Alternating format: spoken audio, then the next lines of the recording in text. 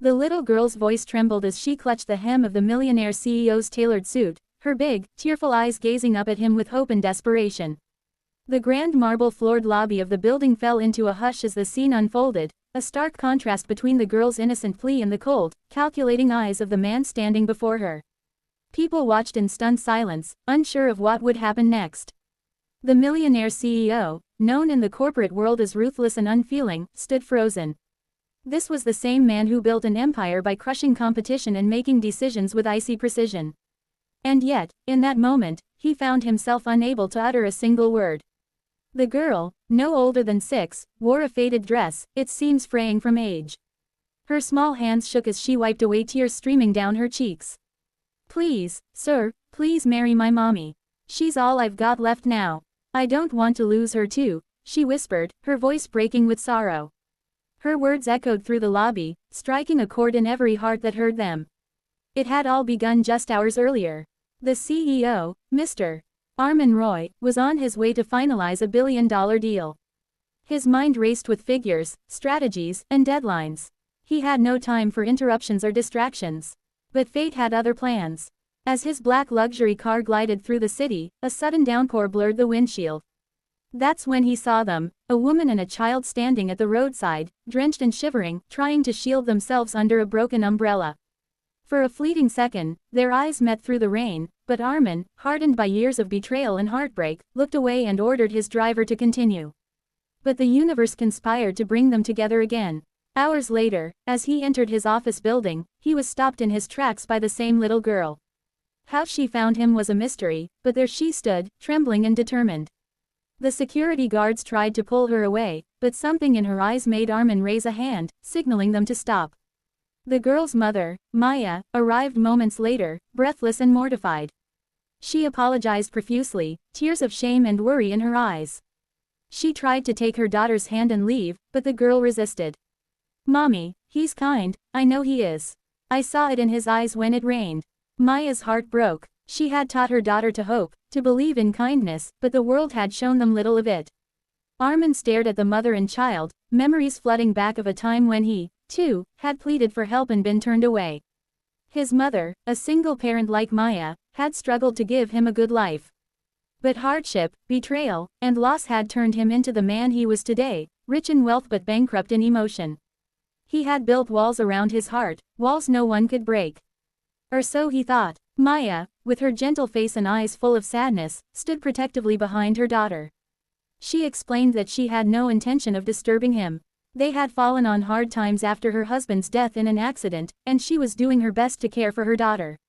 But today, the rain had washed away what little strength she had left. The little girl's plea wasn't part of any plan, it came straight from her innocent heart. Armin felt a strange sensation, something he hadn't felt in years. Compassion. The icy mask he wore began to crack. He invited them inside, offering them warmth, food, and dry clothes. Maya hesitated, her pride wounded, but seeing her daughter's hopeful face, she accepted. That night, Armin couldn't sleep. The girl's words haunted him. "Please marry my mommy." It wasn't about marriage, he realized. It was about security, love, and the desire for a family. Over the following days, Armin found reasons to see them again. He helped Maya find a job in his company's charity foundation, where she worked with dedication and grace. The little girl, whom he learned was named Aisha, became a light in his life. She would visit his office after school, bringing him drawings and sharing stories. Slowly, the once cold millionaire began to smile again, laugh again, and feel again. The media soon picked up on the story of the powerful CEO who had softened because of a little girl's innocent wish. His employees noticed the change too. He became more approachable, more human. The man who once only cared for profits now funded scholarships, built orphanages, and supported single mothers. All because one child dared to ask for a miracle. But Armin's journey wasn't without challenges. Some in his circle questioned his motives. Business rivals tried to use his newfound kindness against him. They accused him of weakness, of letting emotion cloud his judgment. But Armin stood firm. He had spent years building an empire, but what was the point if it left him lonely and unloved? One day, during a company charity event, Armin surprised everyone. In front of his employees, the press, and the community, he knelt before Maya and asked for her hand, not out of obligation but out of genuine love. Maya, overwhelmed with emotion, said yes. Aisha jumped with joy, hugging them both tightly. The millionaire CEO, once known for his cold heart, had finally found warmth in the embrace of a family. Their wedding was simple yet beautiful. No lavish displays, no extravagant celebrations, just close friends, employees, and the children from the charities they supported. It was a union of two souls who had known pain and loss but found healing in each other. The story of Arman, Maya, and Aisha became an inspiration worldwide. News channels, blogs, and social media shared their tale, reminding people that love often finds us in the most unexpected moments. Arman transformed his business empire into a force for good. He launched initiatives to support widows, orphans, and struggling families. His company became known not just for success but for compassion. Maya worked alongside him, using her own experiences to guide and uplift others.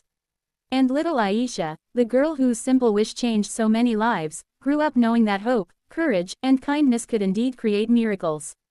Years later, when asked in an interview what changed him, Arman simply said, "A child's tear, and her faith in a stranger's heart." He had learned that true wealth isn't measured in bank accounts or properties but in the lives we touch and the love we give and receive. Their story lived on as a reminder that even the coldest hearts can melt, and sometimes, it takes nothing more than a child's pure and selfless wish to change the world.